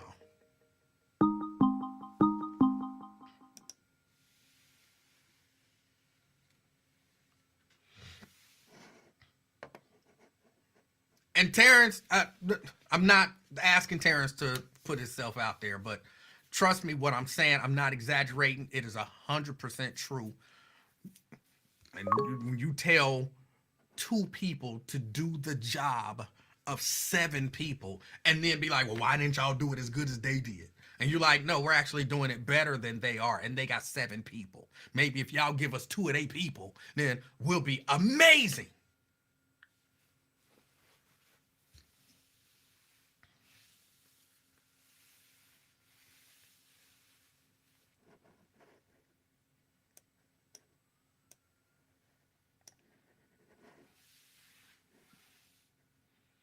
They basically had their own audio, I mean, their own station engineer. Because trust me, if something went wrong on the buzz and something went wrong on the fan, the engineer was going to handle the fan first. Because he was a fan of the fan. he was a fan of the fan. They was going to handle that. They did celebrations and everything. Like, oh, so and so is coming. Pat Barry. Pat Barry's, he got hired. We're having a breakfast banquet in honor of Pat Barry getting hired. And I was like, y'all having a what? Hold on, y'all having a what? Y'all having a breakfast banquet in honor of Pat Barry? What? And people, y'all not gonna believe this. But I was like, where's the breakfast banquet in honor of Lincoln Ware? Why are we celebrating Pat Barry? Ain't got nothing against Pat Barry, but you got a legend right here. Had a whole meeting about it. Me. That was Doug. Wasn't his name Doug, the general manager at the time? Doug, the guy, he didn't know anything. Doug, HR. I had to tell him, like, look, y'all gonna stop doing this stuff. I'm not blind. I can see what's going on. Oh, Pat Barry's a legend. Lincoln Ware is a legend. So you're going to celebrate that, oh, we got Pat Barry, but y'all ain't celebrating Lincoln Ware. Y'all won't even give us the help to help Lincoln shine. Why are we having a celebration for Pat Barry? Why are we having a celebration for Pat Barry? Because he's what? Well, he's well known. No, because he's what? Well, I mean, because he's what? We're having a celebration for Pat Barry because he's white. Well, race has nothing to do. No, I'm not stupid. For real, this is the conversation I had with him in the meeting. I'm not stupid. I see what's happening. They get extra resources because they're white and they want to serve a white audience. They got TVs hanging all over the place in the studio. What did they have? Like 8 TVs in the studio? We had one and it didn't work.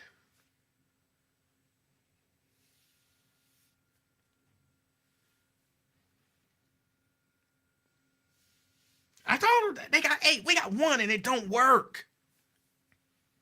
And y'all gonna act like I can't see that this is because they're white serving a white audience? No, y'all need to start treating us somewhat equal. I promise I had that whole conversation with him in the office. And the HR lady was a black lady, Tammy. And the whole time she was sitting there kind of straight faced throughout the meeting where they kept trying to act like what they was doing wasn't what they was doing. And I remember when I left the meeting, she was like, "You right." And I'm glad somebody had the nerve to tell them. I'm not going to, please. Y'all not going to do us like this and pretend like y'all not. Or at least I'm not going to pretend like y'all not. That's right. They got new mics. They got new mics, new stands, new equipment for when they go out on remotes. Y'all don't, a lot of this stuff people don't know and people don't talk about it and people don't say it. And then we give our people such a hard time, like, oh, when so and so go out on remotes, they don't have these problems, and when so and so go out on remotes, they don't have these problems. Well, when they go out on remotes, they have these problems because they don't want to give them the resources. They don't want to send a team of people with the engineer used to go out. The station engineer used to go out on remotes with the fan to make sure nothing went wrong. We got Lincoln setting up his own remote stuff. And then all this went out. Oh, see, that's the buzz. That's the buzz for you. Yeah, it kind of is, but it's not Lincoln's fault. Lincoln should just show up, sit his ass down, and do his thing. Nah, he got to make sure the line, oh, this ain't this, and get guests and all of that kind of stuff.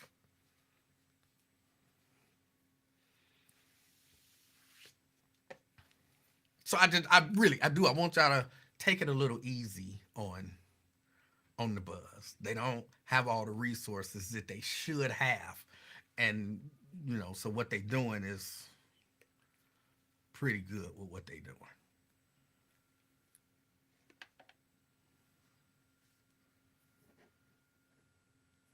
Terrence says Pat Berry tried to get me fired. That's not funny, but I believe it 100%. Why people always trying to get people fired?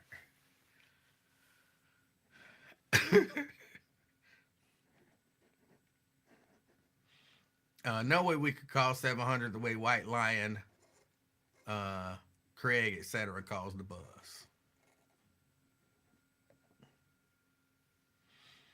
Pat Berry tried to get his buddy to buy 100.3 to make it a white station. They had every intention on that being a white station.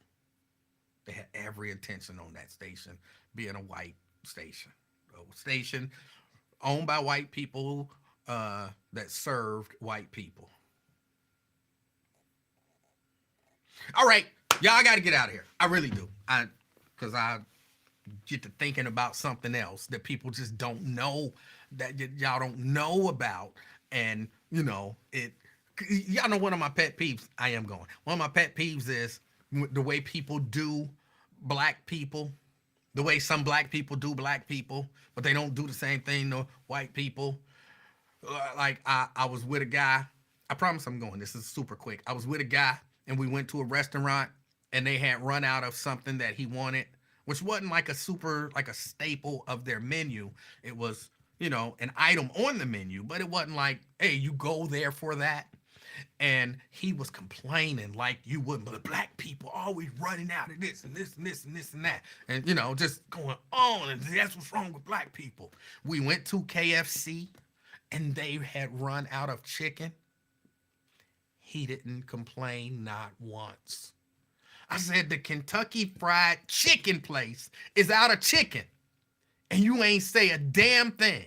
But when the black restaurant up the street ran out of carrot something or another, oh, that's how black people are. Black people need to learn this, and black people need to learn that. The chicken place ran out of chicken.